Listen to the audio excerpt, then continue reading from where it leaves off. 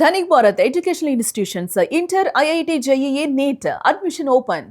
Italian prime minister Georgia Meloni బాగా famous Bharat లో కూడా ఎప్పుడైతే మన ప్రధాని మోదీ ఇటు మెలోడీ చాక్లెట్లు మెలోనీకి గిఫ్ట్ చేస్తూ సోషల్ మీడియాలో పోస్ట్ చేశాడో అప్పుడు వైరల్ గా మారి అందరికీ కూడా సుపరిచితురాలైంది.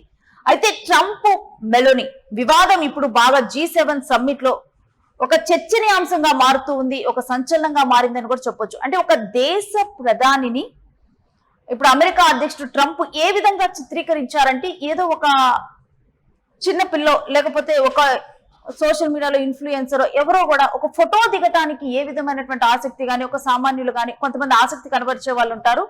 అలా ఒక సెలబ్రిటీతో ఫోటో దిగటానికి ఆసక్తి ఎలా కనబరుస్తూ ఉంటారో బతిన్లాడుకుంటారో ఆ విధంగా కూడా ఇప్పుడు జార్జియా మెలోనీని ట్రంప్ చిత్రీకరించారు. ఇక G7 సమ్మిట్ జరుగుతూ ఉంది. దీంట్లో అమెరికా అధ్యక్షుడు డొనాల్డ్ ట్రంప్ మరియు ఇటలీ ప్రధానమంత్రి జార్జియా మెలోని మధ్య సంబంధాలు మళ్లీ ఉద్రిక్తంగా మారాయని చెప్పొచ్చు. ఎందుకంటే గతంలో కూడా వీళ్ళిద్దరి మధ్య ఒక ఉద్రిక్తమైన పరిస్థితులు ఏర్పడ్డాయి ఇరాన్ యుద్ధ సమయంలో.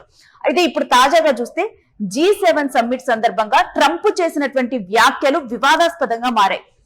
అసలు ఏమైంది, ట్రంప్ ఏం మాట్లాడారంటే ఇటీవల ఫ్రాన్స్ లోని ఏవియన్ లో జరిగిన G7 సమ్మిట్ సందర్భంగా ట్రంప్ ఇటాలియన్ టీవీ ఛానల్ లా 7 కు ఒక ఇంటర్వ్యూలో మాట్లాడుతూ మెలోని నాతో ఫోటో కోసం బతిన్లాడింది, ఆమెకు జాలి వేసి ఫోటో ఇచ్చాను, ఆమె నాతో మాట్లాడాలని చాలా కోరుకుంది.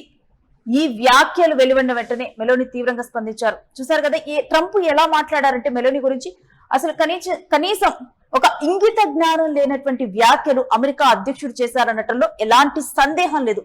ఒక దేశ ప్రధాని ఆ దేశం మొత్తం రిప్రజెంట్ చేసేటువంటి ఒక మహిళను ఈ విధంగా మాట్లాడటం ఆ దేశ ప్రతిష్టను దిగజార్చినట్లు కాదా? ట్రంప్ కనీసం ఈ మాటలు ఆ మాత్రం కూడా ఊహించుకోలేకపోయారా? ఇక ఆమె సోషల్ మీడియాలో దీని మీద వీడియో పోస్ట్ చేస్తూ కూడా తాను సమాధానం చెప్పడం జరిగింది.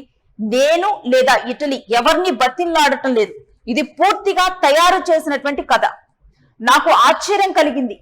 ఇటలీ ప్రభుత్వం స్పందన వెంటనే కూడా ఇటలీ ప్రభుత్వం స్పందించింది. ఇటలీ విదేశాంగ మంత్రి ఆంటోనియో టాజాని ఈ వ్యాఖ్యలను ఇటలీ మొత్తానికి అవమానకరమన్నారు.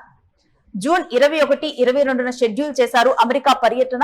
ఇక ఆ పర్యటనను రద్దు చేయడం జరిగింది. ఇటలీ అధ్యక్షుడు సెర్జియో మటారెల్లా మెలోనికి సంఘీభావం తెలిపారు ఈ వ్యాఖ్యల పట్ల. ఇక మరొక వైపు చూస్తే గతంలో ఇంకో వివాదం ఉంది. అసలు ఈ ట్రంప్ ఈ రకమైన వ్యాఖ్యలు చేయడానికి కూడా ట్రంప్ పర్సనల్ గ్రడ్జెస్ అనేవి ఎప్పుడు కూడా హోల్డ్ చేస్తూ క్యారీ చేస్తూ ఉంటాడు. అందుకని ఈ వ్యాఖ్యలు చేశారు. ఎందుకంటే వీళ్ళిద్దరి మధ్య ఇది కొత్త వివాదం కాదు. ఏప్రిల్లో రెండు నాయకుల మధ్య ఉద్రిక్త పరిస్థితులు ఏర్పడ్డాయి. ఏదైతే ఇరాన్ యుద్ధ సమయంలో ట్రంప్ ఇజ్రాయెల్ కూటమి ఇరాన్ పై యుద్ధం ప్రారంభించినప్పుడు మెలోని పూర్తి మద్దతు ఇవ్వడానికి నిరాకరించారు. ఇక అదే సమయంలో అన్ని దేశాల మద్దతులను అడుక్కుంటూ ఉన్నాడు ట్రంప్. ఆ సమయంలో మెలోని దీన్ని కూడా నిరాకరించడం జరిగింది. అప్పుడు పోప్ లియో వివాదం ఒకటి జరిగింది. పోప్ లియో XIV వివాదం ఏంటంటే పోప్ యుద్ధాన్ని వ్యతిరేకించాడు. దీంట్లో ట్రంప్ పోప్ ను తీవ్రంగా విమర్శించాడు.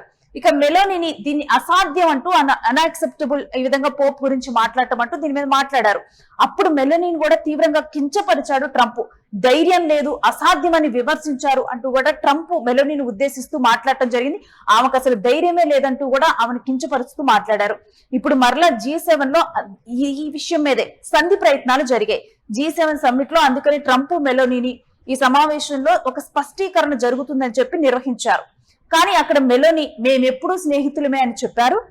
ట్రంప్ మాత్రం ఇంటర్వ్యూలో ఈ రకమైన వ్యాఖ్యలు చేయటం టెన్షన్ పెంచింది. రాజకీయ ప్రాముఖ్యత లేనిటువంటి రైట్ ప్రాముఖ్యత మెలోని రిపీట్ ఇక రాజకీయ ప్రాముఖ్యత పరంగా చూస్తే మెలోని ఒక రైట్ వింగ్ నాయకురాలు. గతంలో ట్రంప్ తో ఆమెకి మంచి సంబంధాలు ఉండేవి. ఇటలీలో 2027 ఎన్నికలు దగ్గర పడుతున్న సమయంలో ఈ వివాదం ఇప్పుడు మెలోనికి సవాలుగా మారుతుంది.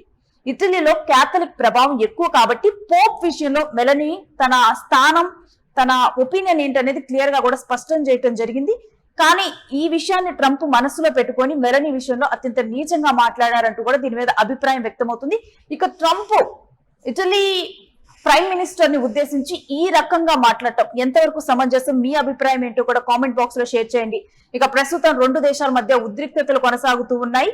ఇక ఈ బ్రేక్ ఏదైతే ఇక్కడ G7 సమ్మిట్ లో వీరికి ఒక బ్రేక్ వేద్దాం అనుకున్నారో ఆ బ్రేక్ మాత్రం పడలేదు. ఇక ఈ సంఘటన యూరప్ అమెరికా సంబంధాల్లో ఉన్నటువంటి మార్పులను ప్రతిబింబిస్తుంది.